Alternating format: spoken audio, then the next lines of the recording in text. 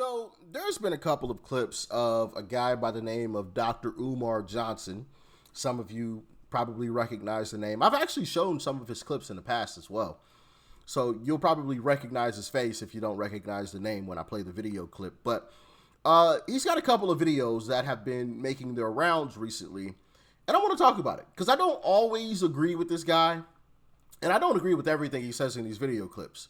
But I do agree with some things. And I think I want to talk about it with y'all. So with that being said, let's hop into the first video clip that I have for you where he talks about the Congressional Black Caucus. Yeah, those folks. Let's jump into it. Before I go to Donald Trump, I'm looking at the Congressional Black Caucus.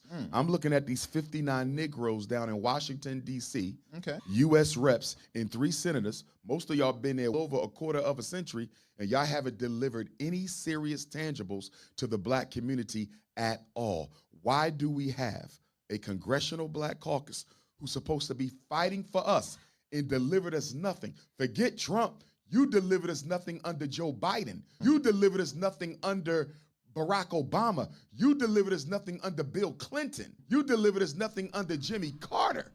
As a matter of fact, we could take this even a step further. Barack Obama delivered absolutely nothing. And if I remember correctly, didn't Barack Obama have the House and the Senate at one point in time? He had the trifecta. He could have passed, he could have gotten whatever he wanted passed. Whatever he wanted passed. And he didn't. He didn't. And I wanted to talk about this because I've had these discussions and these debates with, some black folks. And it's always, well, but Trump. And it's like, wait, why are we talking about Trump when your Messiah, right? Your almighty leader, Barack Hussein Obama, was in office for 8 years and did absolutely nothing. Y'all got nothing. And I say y'all because I ain't vote for him. I guess at the time I was a Democrat, but I ain't vote for him. But got nothing. You got nothing in return for throwing your support behind that man. And yet still to this day, you will stand up and defend him. For what? What did he do for you? What did he do? And one of the things that I've learned on this, another thing that I've learned on this journey that I call Discovering the Truth is that Democrats will play games with their voters. And this is what they'll do. Democrats will have power, right? They'll have the House, they'll have the Senate, or the presidency. They'll have the trifecta. They'll have the ability to make sure something is done, but at the time they won't do it. They won't do it. They won't answer any questions about it. They'll kick the can down the road, and they'll wait until Republicans regain power. And then they'll bring up, whatever it is. They'll bring up, for example, reparations.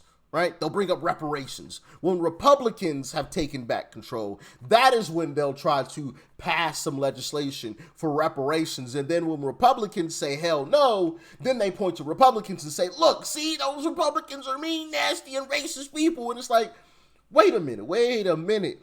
Y'all aren't slick. Y'all had the power to do it before Republicans gained back office. But you chose not to. You waited until Republicans got back in office because you knew they were going to vote no. And this is how the Democrat Party works. They rely on fear-mongering their voters. Scare tactics. They rely on anger to get their voters to move.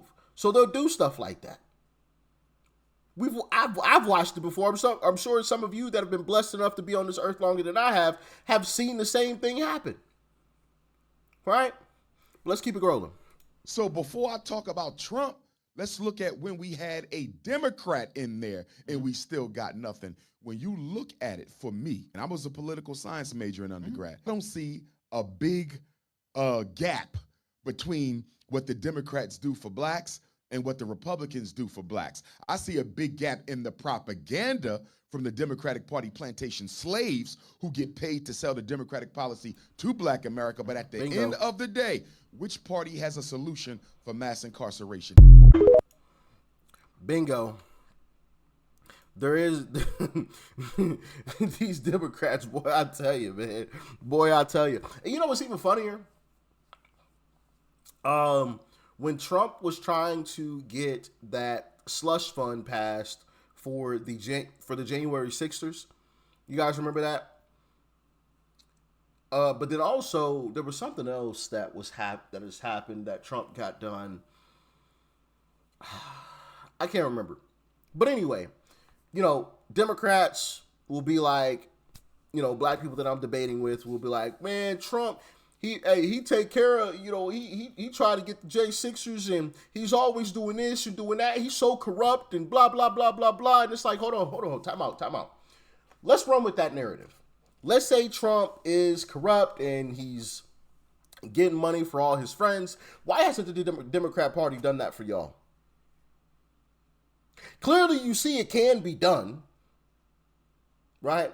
Since you say Trump is so corrupt and he's getting all of his friends paid and all of his voters, you know, he's making sure his voters are good and all this other stuff. Let's run with that. Why hasn't the Democrat Party done that for y'all? Y'all line up and vote for these same people every 4 years and call Republicans racist and all this other stuff, and yet y'all ain't got shit in return for it. As a matter of fact, if you want to get technical, they actually gave you shit. They gave you cities poop. Look at San Francisco. Literal poop all over the streets. Literal poop. Look at these inner cities that y'all let these Democrats run. Hellholes. So that's all they've literally given y'all is straight poop and higher taxes. Which I talked about yesterday. If you haven't seen that video, definitely check it out with Seattle's mayor, Katie Wilson, and Chicago's mayor, Brandon Johnson. I talked about that in the video yesterday. All you get is poop on the streets, higher crime, and higher taxes. And you expect me to line up and vote for that? For what? Racism. Okay, you keep running with that. Let's hop into this other clip that I got for y'all, man. Oh, let me cue this up, because of course this isn't queued up, right? You know, knowing me, because I'm never prepared, man. All right, let's hop into it. True. If you did not know how racist America was, and you went to Black Twitter, Black Instagram, Black TikTok, Black Nothing YouTube, important there. could you tell? No. Don't it look like we live in the best times of our lives? Absolutely. Because black people are like overgrown children. Slavery arrested our psychopolitical development. Slavery arrested our psychopolitical development. The slave system turned us into eternal children in this country. What do children do? They spend their money on the things that they like. Right. And they beg their parents for the things that they need. Is that not Black America? $2 billion on Air Jordans every year. You're right. $4 billion on liquor, $30 billion on hair and beauty, nearly $1 billion on chicken, turkey, beef, and pork, multiple billion on video games, multiple million on children's cologne. Children's cologne. Check this out. We spent I about didn't even know they had LA. yeah, we spent about $21 million on children's cologne a year. Wow. What the fuck is children cologne? You know, baby Polo, baby Versace. Oh, They got children's okay. cologne. But half the black boys in America in 4th grade can't read on their grade level. That's a fact. Half the black boys in America in 8th grade can't read on their grade level. But we Definitely. spending $21 million on cologne. I don't excuse nothing another race does to my people. Because as a human being, you should be able to practice decency, whether you're dealing with a billionaire or somebody who's dead, broken, homeless on the street. You understand me? Definitely. But we have to look in the mirror too and look at how we make it easy for people to disrespect us. Because how does a people in your condition have the time to engage in this type of tomfoolery over here? Do you feel me? Yeah. If I'm Chinese looking at Black America, how do I make sense out of this? Right. Y'all can't care about yourselves, because as much as you talk about reparations and as much as you talk about the next presidential election, look at the money you waste. Imagine. Bingo. Bingo. As much as you want to talk about reparations and all this stuff, hey, I need my 40 acres and a mule and it'll change my life. No, the F it would it. You're going to get that money and blow it. That money is going to some billionaire. That money is going to Jeff Bezos because you're going to be on Amazon ordering everything under the effing sun. That money ain't going to change your life. Just because you hand somebody money doesn't mean it changes their life. It don't change their life. You still got the same old habits and the same tendencies that led you to be broke in the first place. You know how many people have won the lottery and gone broke?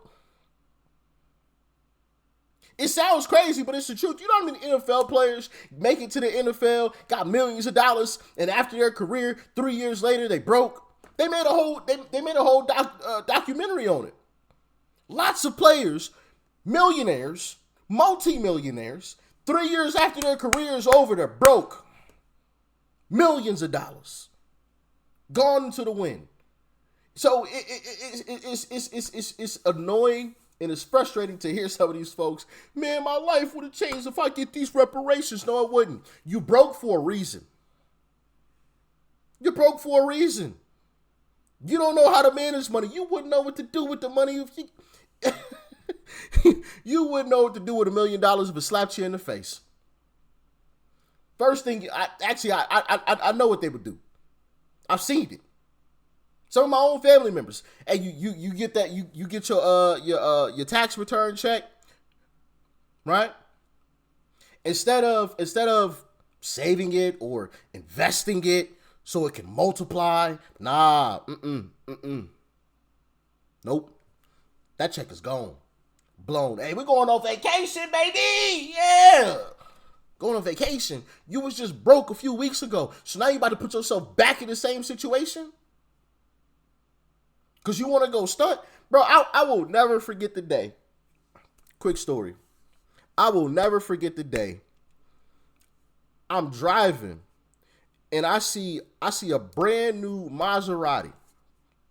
Nice, clean Maserati, too. Parked at the laundromat. And that wasn't the owner. They were loading clothes into the laundromat. Yeah. And you can guess what skin color they were. They were black. So you have a car. I don't know exactly how much Maseratis cost. I'm assuming over $100,000. So you have a car that's over $100,000. Over $100K. Probably $150. And you can't afford a washer and a dryer? Really? And I get it, you know, sometimes washers and dryers break. We understand that. For sure. Absolutely. We get that. That's happened to everybody. Right? But you're driving a vehicle that's $150,000 and you can't afford just to go up to the store and go buy a new washer and dryer, or to go down the street to your local used washer and dryer place and buy one of those. You got to pull up to the laundromat. Y'all got your priorities messed up, completely messed up. And like you said, when some of these other nationalities come here to America, yeah, they laugh at us. They laugh at us.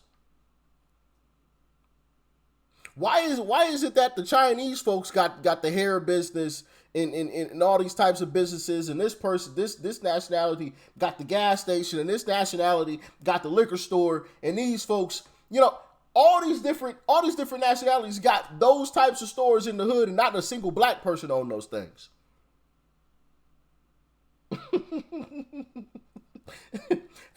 You know, so he's right. I don't agree with Dr. Umar on everything, but he's definitely right. It's time to hold ourselves accountable and stop pointing the finger at everybody else. Oh, the white man. Bro, people are coming from all different types of countries and running circles around us as a whole.